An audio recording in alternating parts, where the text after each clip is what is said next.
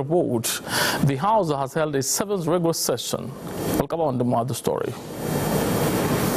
The House of People's Representatives has approved the nomination of Burtukan Mideksa by Prime Minister Dr. Abiy Ahmed as head of the National Electoral Board of Ethiopia.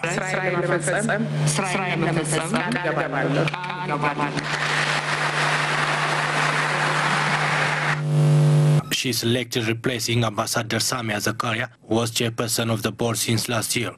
Dr. Abiy said the government is taking bold measures to strengthen the democratic institutions.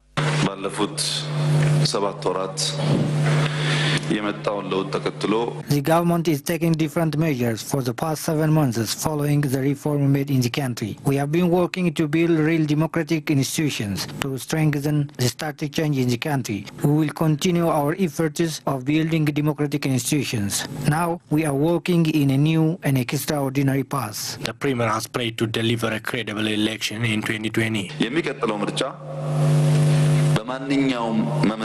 The next election have to sustain the ever-started change and reform of democratic institutions. We have to adapt the culture of democracy and transferring power peacefully for the elected party. For we, the ruling party, and all contesting parties, and all concerned bodies, the final output of the next election should be free and fair election that all can trust. Burtukan recently returned to Ethiopia after 7 years in exile in the United States and have been compelled to return by the ongoing reformers. She has in the past years resigned from her position as chairperson of the Ethiopia Unity and before being nominated to the chairpersonship of the National Electoral Board. She has been engaged in National Endowment for Democracy in Washington as non-partisan research institute formed by Ethiopians. She founded the opposition Unity for Democracy and Justice Party in 2008 and had previously worked with oppositional parties including Rainbow Ethiopia, Movement for Democracy and Social Justice, and Coalition for Unity and Democracy. Burtukan has attended Addis Ababa University where she graduated with bachelor degree in law. She also received a master's degree in public administration from Harvard University in 2014. The National Electoral Board is accountable to the House of People's Representatives and an independent autonomous organ for conducting elections having its own legal personality. The board has 9 members who are nominated by Prime Minister Abiy Ahmed and appointed by House of People's Representatives. The composition of the board members have taken into consideration the national diversity, gender representation, and includes legal professionals. Prime Minister Abiy Ahmed, who has implemented several reforms across the political, economic, social, and diplomatic front, has also recently appointed several women to key government positions, including the president. Burtukan Mideksa was elected as the National Electoral Board chairperson on 7 regular sessions of this year's House of People's Representatives meeting, with 7 members against and 3 abstentions.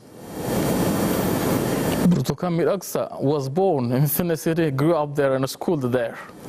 Members of the House of People's Representatives said the appointment of the new chairperson of the National Electoral Board of Ethiopia shows government's commitment to conduct free and fair election. The newly elected chairperson, Burtukan Mideksa, promised to realize genuine election system. Olma Baina at the story. The House of People's Representatives in its 7th regular session for the working year has approved the appointment of Burtukan Mideksa as chairperson of National Electoral Board. Some members of the House said that the appointment process was applied in a very unique and special way. It is obvious that she is free from any political party. She has also long experience and knowledge of law, so it is the right decision. Now we are working to make our election system very democratic. As the Prime Minister has explained, her experiences and knowledge of the area would help her to serve the people, so she is the right fit for the position. The members of the House have also said that the appointment of Burtukan will maximize the trust of contesting political parties and the citizens over the National Election Board. I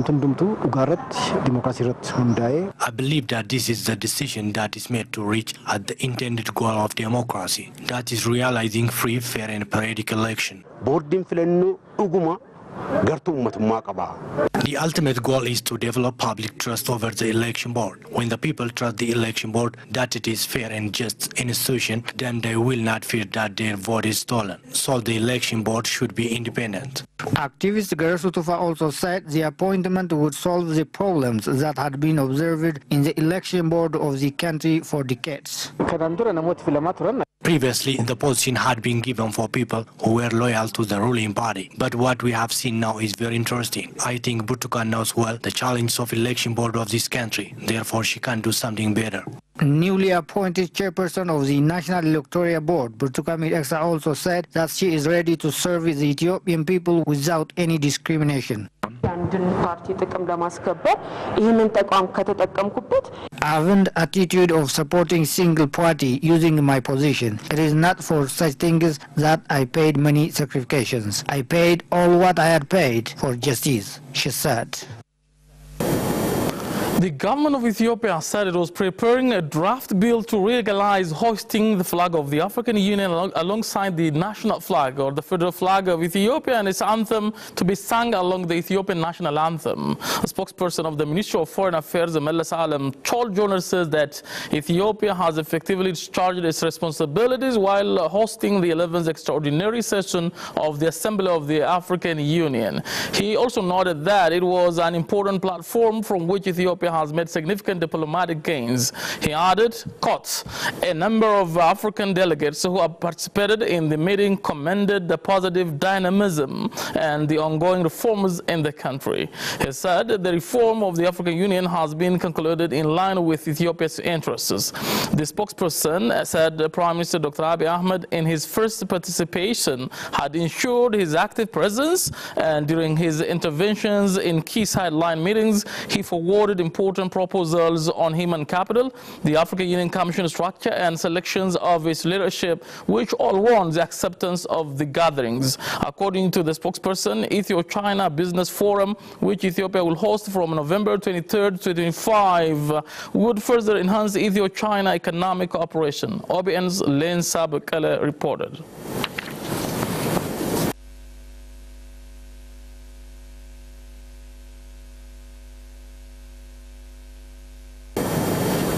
Well, the flag of African Union was designed by Bojaya Dessa, an American Ethiopian.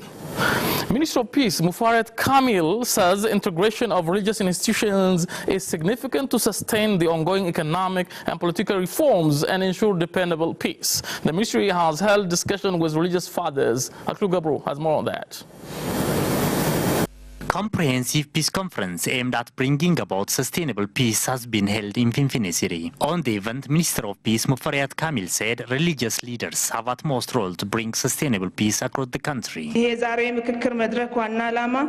aim of this conference is to mitigate the ever-existing conflict by the joint effort of religious leaders and all citizens. To do so, religious leaders need to preach about the importance of peace for their followers. Muferiat requested religious leaders to play their irreplaceable role in bringing sustainable and all-inclusive peace and stability in entire Ethiopia. A research paper entitled Peace and Arbitration, presented by Professor Skela Safa, has revealed that the root causes of conflicts are political power contest, economic interest, and supremacy of some elites in the nation. It was also said that religious fathers have a vital role to solve the root cause of the problem. Far-reaching solution for the problem comes after identifying the root cause of the problems. So it is a must to solve the problems from its grassroots in a systematic and united way. Other research papers presented by different religious leaders revealed that there was no fundamental religious conflict in the history of the country. Ethiopia accepted Christianity in the 4th century and Islam in the 7th century, and they're living together with indigenous religions peacefully and with harmony. Thanks for watching. Have a good time. Bye-bye.